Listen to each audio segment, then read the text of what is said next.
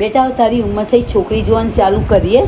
Mummy ચાલુ કરીએ પણ છોકરી હંમેશા સાડી પહેરતી હોવી જોઈએ અને ઘૂંઘટ તો આટલો રાખે એવી હોવી જોઈએ તો જ હું લગ્ન માટે આ પાડું. બેટા તારી મમ્મી 20 વર્ષ સાડી પહેરી, હવે સાડી પહેરે છે, હવે ડ્રેસ પહેરે છે ને. આપણે ચેન્જ થવું પડે બકા. કોઈની છોકરીને લાવીને હેરાન નહીં કરવાની. જમાના પ્રમાણે આપણે સુધરવું પડે. રસોઈ ના થાય કશો વાંધો નહીં, બહારથી લાવીને ખાવ, ખુશ રહો, કકરાટ ના જો.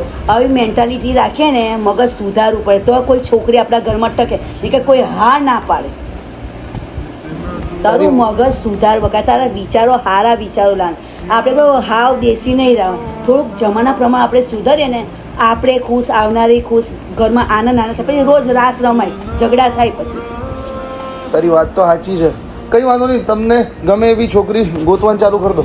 બરાબર? અને તને હા પાડે, તને ગમે તો જ આપણે હા પાડવાની કે ના પાડવાની. બરોબર? ડન. ચાલો.